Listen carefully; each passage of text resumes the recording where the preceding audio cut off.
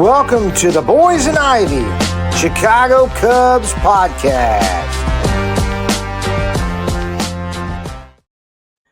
Welcome all you Cubs fans to the Boys and Ivy. I'm your host Jason Mead alongside my guy, Mr. Park Chop Mead. Hey everybody. And I am recording this live from a rooftop down here in Smashville, or Nashville, aka Smashville. But we got to talk some Cubs baseball. It's been tough. The first two games been driving me crazy, driving me to drinking. This is a Red Bull, but after today, I might have to mix it with something. But it's been tough to watch for sure. Parker, how many root beers did you have the other day? I had about 15 root beers. He's 15 root beers deep into the 0-2 Cubs playoff run, and holy cow, man, we gotta make some changes. We gotta do something different. But first off, we don't have a bobblehead besides me because I'm like shaking my head like Parker was the other day. Parker, what is the card of the day? You said you got a card. Part of the day is ECA. Well, hopefully he can turn it around and not strike out 3 times today, Park, because we need him today. We need him today. Cubs lose game 1, 9-3. Started off hot. Michael Busch went deep, and then next thing you know, the wheels fell off the bus, Park. What happened in the bottom of the first? God. Drove me to drinking. And the bottom of the first was just the absolute hit parade. I mean, we hit that first home run. I thought we were golden after that. I thought we were going to get the Brewers all rattled up, and no. They Parker come out, score like 6 runs in the first inning, 5 runs. Can't remember exactly. And we were listening to it on the way down, and Parker nearly jumped out of his seatbelt when Michael Busch hit that home run. But and then what do you know? Brewers are just the Brewers. They come out and they hit. They come out 3 straight doubles and dry. Oh my God! I'm like, here we go. Next thing you know, they put up 6, and I'm like, oh, we're going against fastball Freddie today. We're done. We were done, right, Park? We're done. And we just gotta. We gotta play the whole game. We can't just rely on the first, second inning. I don't know. Drives me crazy. Matthew Boyd, 2/3 of an inning, not sharp. Yep. Pitching on shorts or a short rest. Questionable.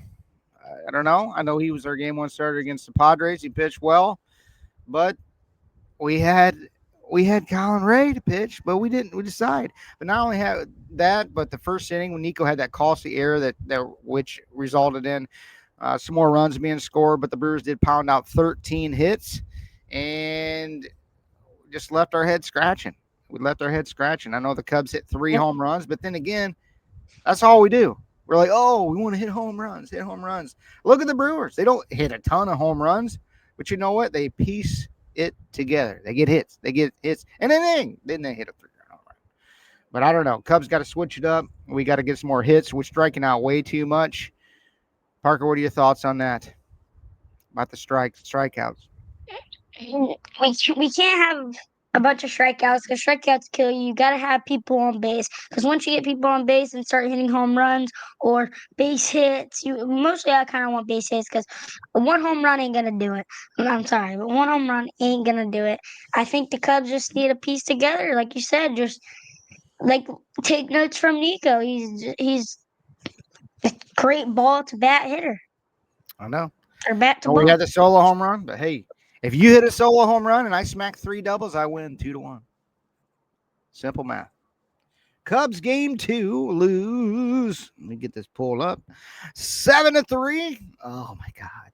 We were going nuts down here when Seiya Suzuki banged that 3-run shot. I thought we were the golden goose, didn't you? Oh yeah, I did too. I thought we were golden once more, but look at it now. Then, gosh dang, Andrew Vaughn hit that 3-run shot. Andrew bleeping Vaughn. Gosh. Next, White Sox. That guy, he batted like, I don't even know if he hit his weight with the White Sox. And he comes like .91. He's just a Cub killer, man. He's just been killing us all year. And when Craig, he was on the Cubs, he hit home run. He hit like 2 home runs when he was with the White Sox versus Cubs. he I did. He remember. did. But no, the Cubs. I don't know. We just got to put together bigger innings. Craig's moves, like I said, No. no Colin Ray, and this game two, which the Cubs we lose 7-3. Um, there was a big controversy about Justin Turner hitting it from Michael Busch in the one spot, which I was like, what are we doing here? What are we doing here? Justin Turner did get a hit, which is, it is what it is. I understand the meaning behind some of it, but looking at that too, all year long you've been telling Michael Busch that you don't trust him to hit against lefties. Is that any confidence? If I said, hey Parker, sorry pal, but you're not in the lineup today because you can't hit against righties. How much confidence are you going to have when you go up to the plate? None. You ain't gonna have no confidence because you think you're gonna get either like get yelled at by your coach or something's gonna go wrong and you're just gonna suck. But hey, like this with Shota, what I think I would pitch Colin Ray. You know why? Because he's pitched 10 innings, given up 0 runs, and only had 3 walks. In his last, what is that? His last ten Yeah, innings or something like less that. 10 innings. Yeah, why not? So we go back with Shota on short days rest. I I don't know. I guess that's why he gets paid the big bucks, and I don't. I get to sit here and yak with you, and on this podcast. But hey, I got an opinion. I got an opinion.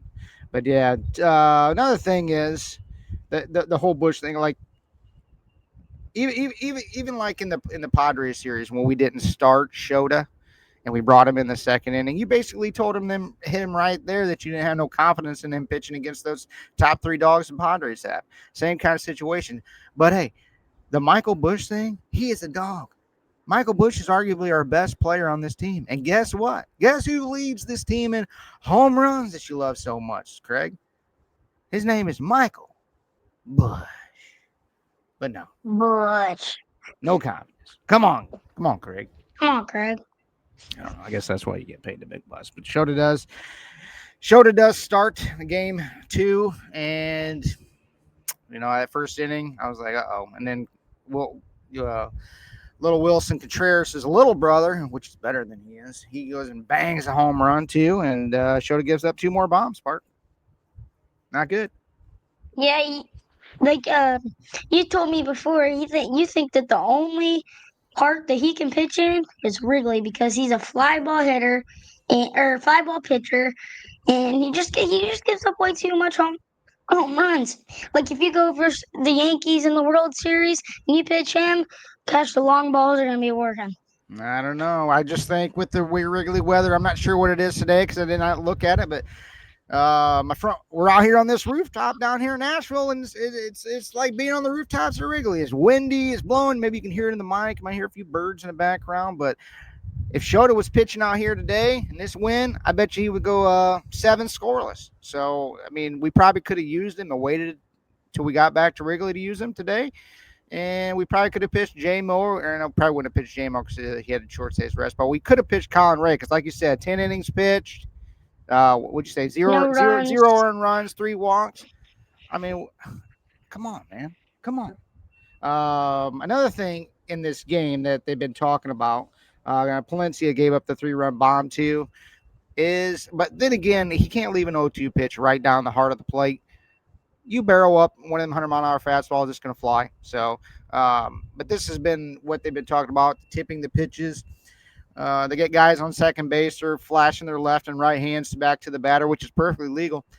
And the Cubs haven't done a great job at changing things up. You got a pitch com, you got different things. But I even caught it on one of Shota's pitches that he caught the ball and he puts it right back in his hand. And he basically shows the camera that he's in a 4-seam fastball grip. Guess what he throws the next pitch? The What do you think? 14 fastball. Forcing it back. Bang, bang, bang. It just never stops. But J-Mo is here to save the season, hopefully. Another thing with this is this guy, Mike, the Miz, blows it right by us. I mean, the guy looks, he looks like he's on this real quirky delivery, but He's a flamethrower, and we can never catch up to these flamethrowers like Mason Miller and this guy. They just blow up by us. But J-Mo is here to save the day like he did in the Padres series, so hopefully he comes out today, and we go 7 scoreless innings. Shut it down, and the Cubs win 4-2. What is your prediction, Park? My prediction is 5-6 Cubs, and this year J-Mo is 11-7 with a 3.68 ERA, 98 strikeouts, and a 1.06 WHIP. Not too bad. Whip! I hope we whip! I hope we whip the Brewers today. I think we will, Bart. Yep. Whip! The problem is, though, they're pitching Quinn Priester. Quinn Priester is an absolute dog this year. 13-3. 13-3 with a 3.32 ERA, 132 strikeouts, and a 1.24 WHIP. Whip! Gosh dang, that scares me to death. I don't know. I got confidence. But then again, I've had confidence in the Bears the last 15 years. I've had confidence in the Cubs the past, 40-some years of my life. We won one World Series. I have confidence, though. I think we're going to come out today, play better, and hopefully your boy PCA gets some hits today. We need to set the table, though, for some of these big bats that we got. But like I said, we just got to piece it together. These Brewers, they just know how to win. They're just scrappy. They drive you crazy. 97 wins. They're just a good baseball team. You just got to tip your hat. Got to tip your hat. They're like 97 and 68. That's a great season. Cubs are like 90, 92 and something. Yeah. So hopefully we turn it around. In other series, the Dodgers, they've been laying low in the weeds. What do you know? They just came out. Whip! The Philadelphia Phillies. Seattle's up 2-1 after beating Detroit last night after a couple.